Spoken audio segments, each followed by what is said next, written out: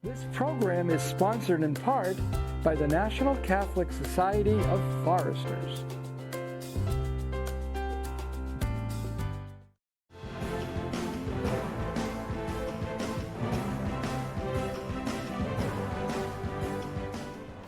Hello again and welcome to Looking at Social Justice.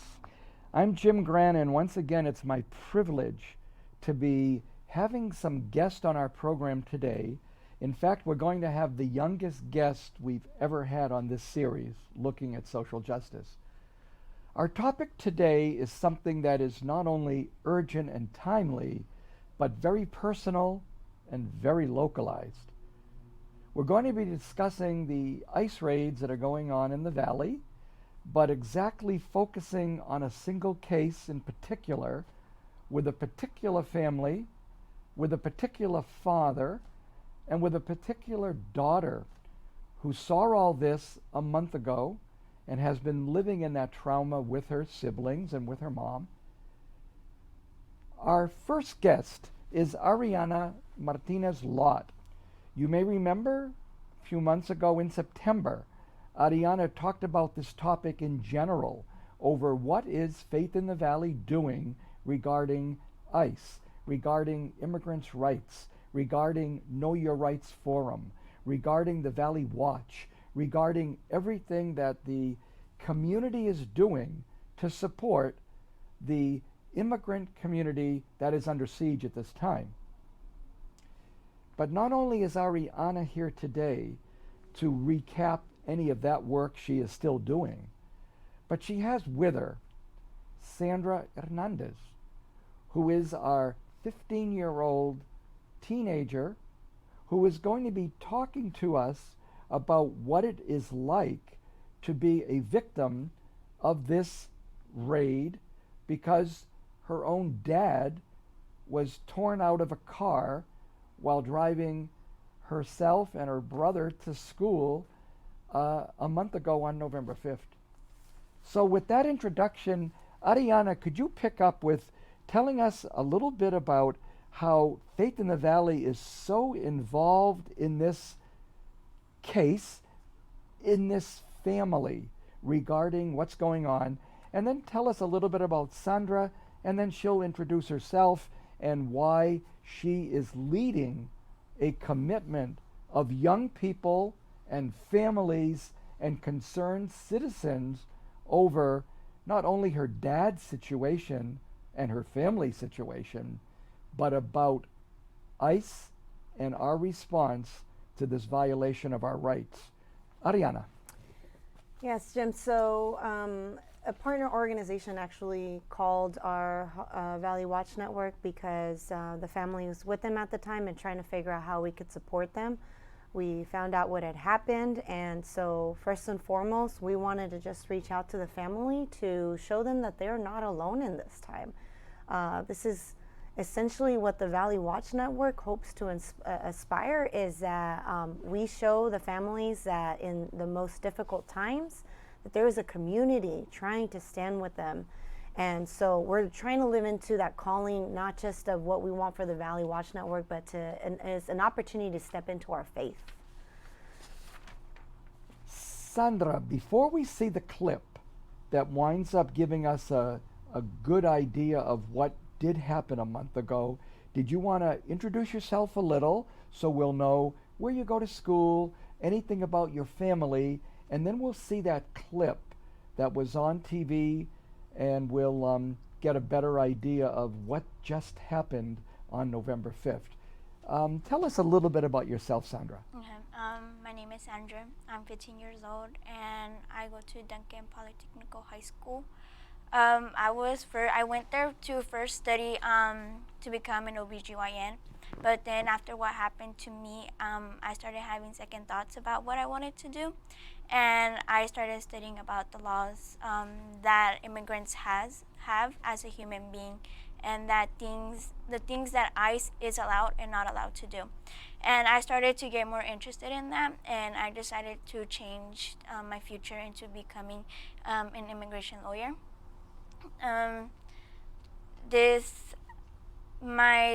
My family, we're 4 kids, a 16, of 15 and 11, and the youngest is 2 years old. The youngest has breathing problems. When he was first born, he was in the hospital, and well, the doctor said that only a miracle was able to save him, and so he only lives because, like I said, it was a miracle. My mom, she has always been independent, but my dad has always been the one to pay the bills. And my dad, when my mom first started to work, my dad was always there. He was willing to be a mother and a father at the same time. He had to learn how to cook himself with no one teaching him.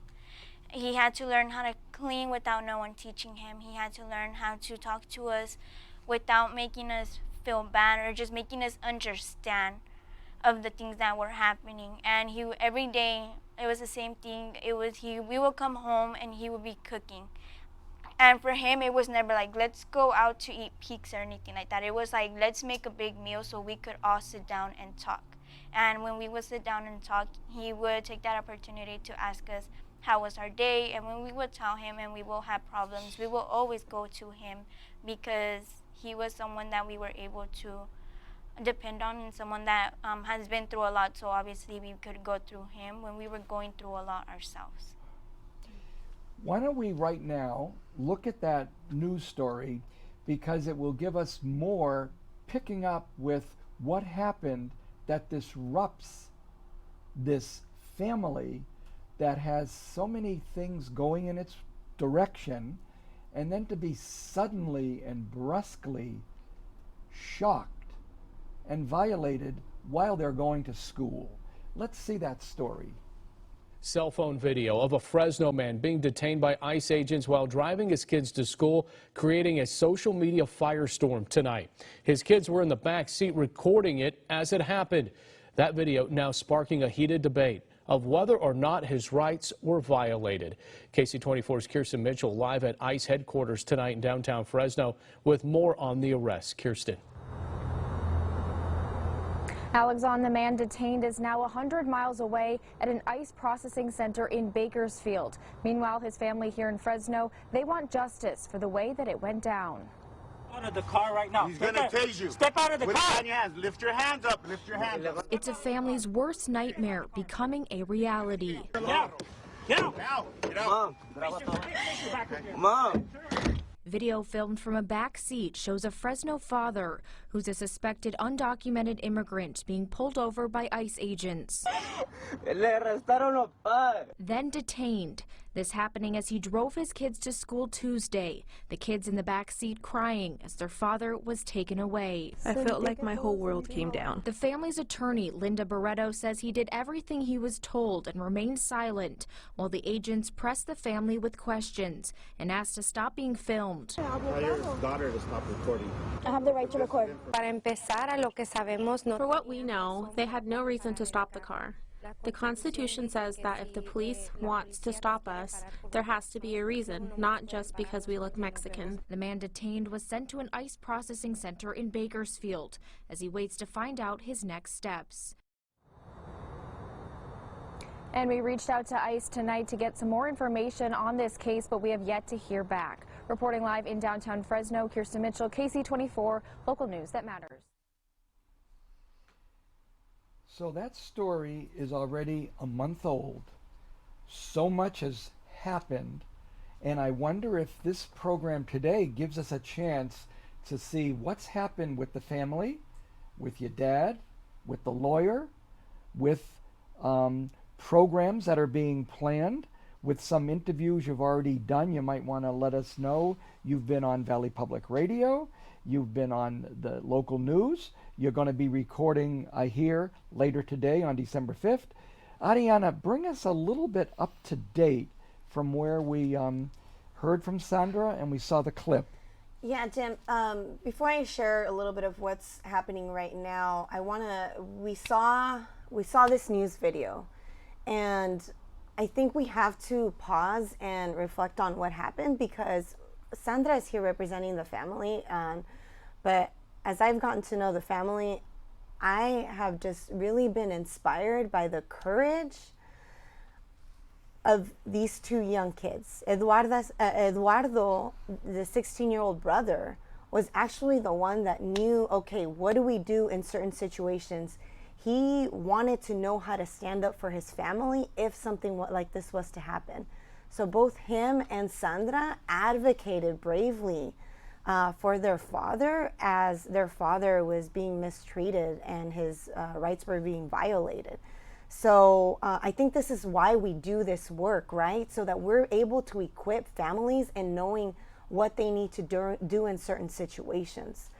So I have personally been not only challenged, but inspired by their action and their desire to say, we want to raise awareness as to what is happening, not just to our family, but to other families as well. They're not just thinking about themselves in this time, they're thinking about how to stand up with others. So that inspires my faith to move into action, and I hope that it does for others as well in this really difficult time. So right now, thankfully, as you saw, Linda Barreto, an attorney at the New American Legal Clinic, has taken on the case pro bono. And so the family has a bond hearing December 11th.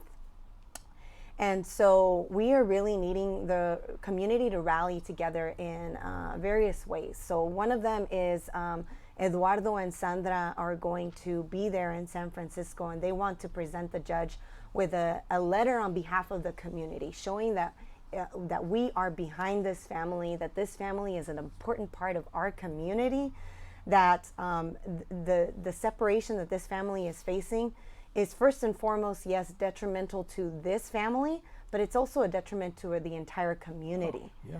Because when one hurts, we all hurt. So, so we want to take that letter on behalf of the community. So we're asking people to please sign this petition. So we have a petition, and we're gonna try to link up something. If you can follow our Facebook page, we're gonna be posting more information on there.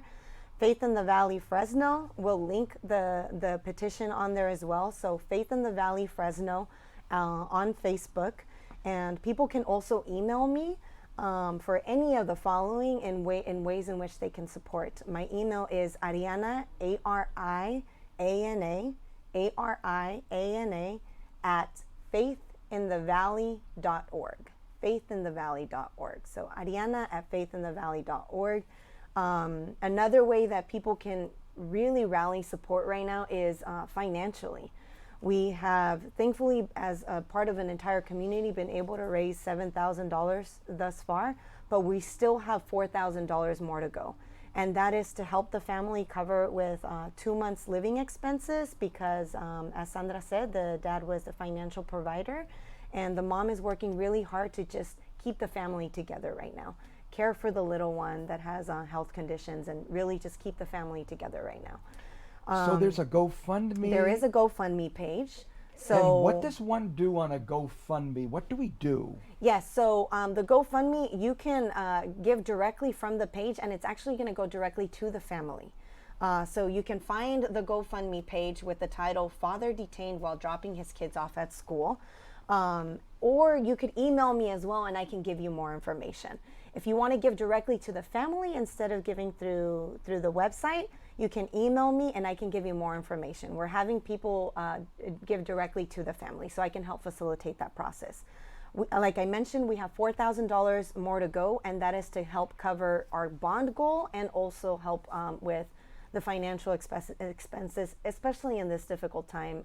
It's raining, the family they're farm workers, there's very little work right now, and you know, the holidays are coming up. So we're just trying to figure out how to really embrace the family as a community right now. So the petition and the GoFundMe, and of course, Sandra's going to share a little bit more about the march that her and her friends and Eduardo are putting on to not only raise awareness to what happened to their family, but again, figuring out how they can walk alongside other families as well. Sandra, why don't you walk us through the march that we're going to be having at the Newman Center on the 14th of December. We have a flyer that I hear you created, so we'll post that and describe what you hope will happen, what you're going to do, and what you and Eduardo have pulled together to make this an event to get community support, Sandra. Okay, so the purpose of the march is to let the government know that no family should ever have to be separated, like no family should ever have to struggle to get past a month, and that separating people because of their color isn't right, because most of us come here so we could have a better life that we unfortunately can't have in Mexico or in our origins. And yeah, some people do wrong, but other people, most of the Latinos here come here to work from farm labor, like she said, to help their family out, and they do whatever they can to the point where, like, for example, my dad, when there wasn't work in one place, he'll immediately find work the other day, and even though his back was hurting, even though he was throwing up every day, he still kept on going. And he would take like money off his pocket so me and my older brother could have something to buy for ourselves, and he would sometimes not even have anything. And for me, that doesn't seem like a bad guy. That seems like a father that's trying to get his kids somewhere where he wasn't able to get.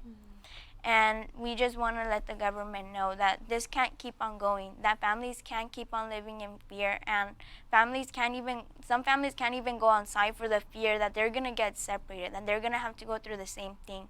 And trust me, it's not nice to see my mom like stressing out, and she doesn't know what to do, and not being able to work because of that it's raining, or because my brother is getting sick. And it's really hard because she doesn't like to depend on people, and obviously she can't do everything, because my dad in 1 month he'll pay at least $2,000, and that's a lot of money for my mom to pay.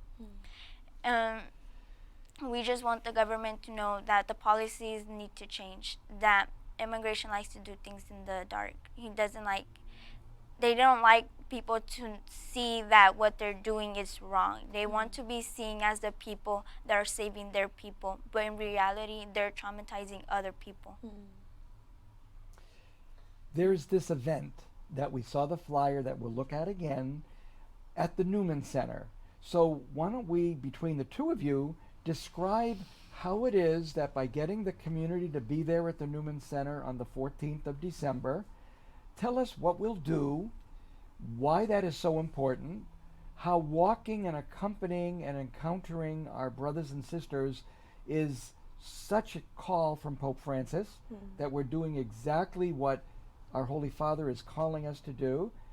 And the bishop of our diocese is looking forward to have a good meeting with your family.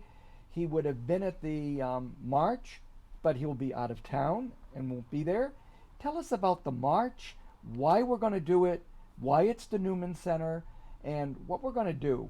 Ariana, you might want to start us off. Yes. So when I went to go visit the family to see how they were doing, I first and foremost just wanted to show them that they weren't alone. But Sandra said to me, I want to put on a march.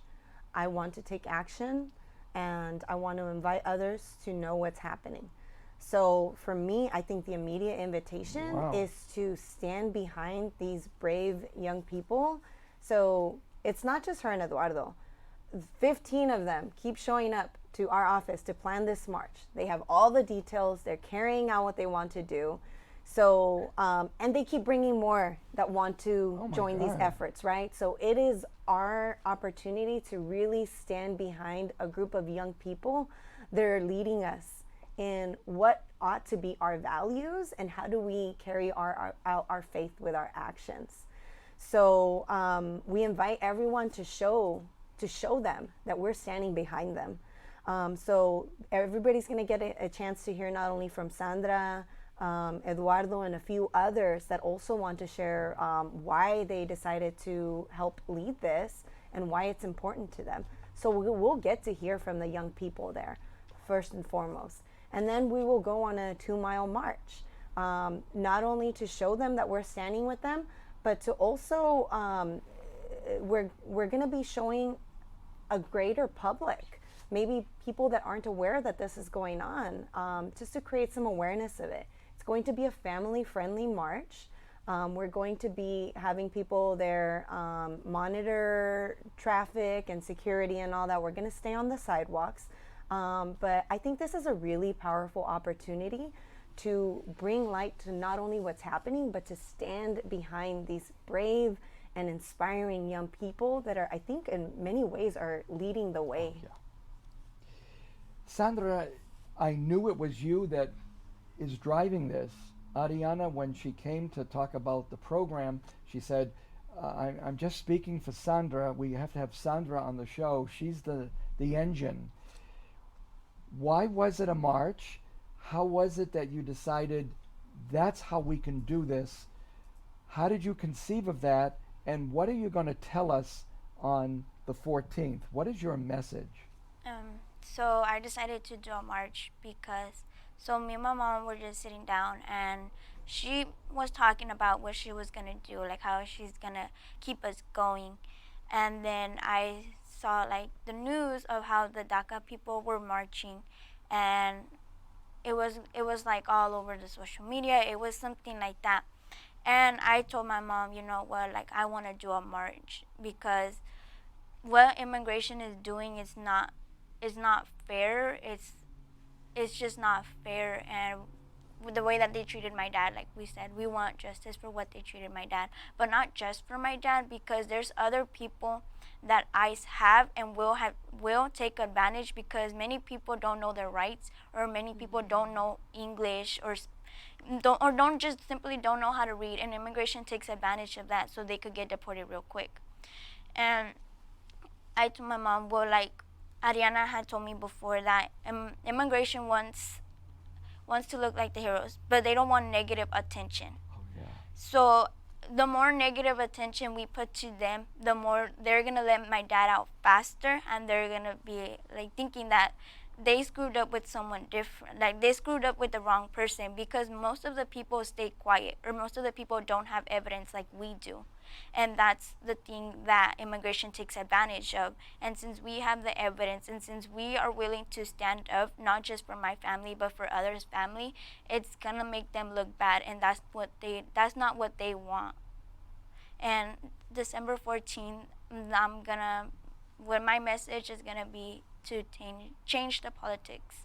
That we don't want to hide in the dark. We don't want to keep trying to avoid immigration because we're scared to get separated, or we don't want no more families to have to struggle like we do, or that just simply we just don't want families to have to basically kill themselves to put money on the table. It starts, I think, at 10, goes till 1. Locate the Newman Center. It's my church, so I know exactly where it is. Tell us where we'll want to be meeting. Yeah, so help me out with the main cross streets, but it is on Barstow. The main cross streets would be Barstow and First, but it is closer to Barstow and 9th, 6th. Exactly, and it's going to be the frontage road. You would be there across from Bulldog Stadium. We see it as we look out over Barstow, and it's going to be a great chance for us to do, as Sandra said, join young people who are setting the pace regarding immigration, regarding DACA, regarding gun violence. It's the young people guiding us. Even this morning on the news, on December 5th, I saw John Kerry, and he was saying regarding climate change, this country needs to follow the leadership of the non-voting youth. Because even people under 18, such as Sandra, are giving us a direction. We are needing to heed the call and follow. We've got 3 minutes left, Ariana and Sandra. Are there details, things yet to be said, that you want to make sure we don't forget, so that we wind up having as much information on this program as possible? Yeah. I just want to quickly remind people, if they want to figure out a way to support, email me and I can give them further information, Ariana at Faith in the Valley, or follow our Facebook page. We'll make sure to try and keep people updated on this process, because this isn't just this is not going to end just at the march. We're living our faith into action by standing with this family in the long run. And like Sandra said, this isn't just for this family, right? This is for a collective of people and how we bring light to what's happening. So Sandra and her friends the other day at a meeting were saying, we want to go beyond this march. We want to make sure that not only all our families know their rights, but we want to figure out how to continue these efforts. So we're standing behind them in that, and we're letting them lead us in the way. So we invite people to join us at the march, because this is going to be beyond just the march, as we follow what's going on with Hugo and support in the long run. Sandra. I just want to say that this is an organization and this is just the beginning. We're going to continue doing things over days and months. We're going to keep on doing events and we're not going to stop until we see a change, until we see that things are different. The next step from doing the march is we're going to have meetings with families that are undocumented, so they could know their rights as a human being. And what I also was thinking was to just basically those people that don't know how to read English or Spanish to at least be able to read, because there's many cases where ICE has taken advantage that they're not able to read. And just when, for example, say that, oh, this paper, if you sign it, is so you could see a judge. But it's the opposite. It's so you could get deported quickly. And it's just so the same thing it won't keep on happening, and families know their rights, but also know how to read English and Spanish so they could avoid getting lied to. I'm thinking today of Greta Thunberg, that there are young people who are reminding us who are so much older of what we are not doing correctly, of what we need to change. So I want to thank Ariana and Sandra and your whole family. We could put a picture maybe one more time of the family, because it's very important to see that Sandra is not the only one involved in this. Her siblings and her mom are desperately working together to get justice for Hugo.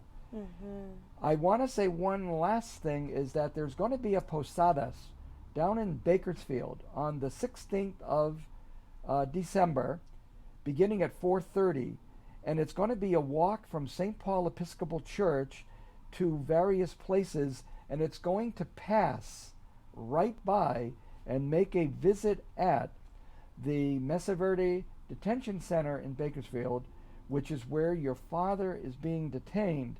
We will be praying for you, but much more than just praying, Sandra. We will be there at the march, we'll be supporting the petition, and we'll be supporting the GoFundMe project. Thank you for being here today. God bless. Thank you, Jim. Thank you.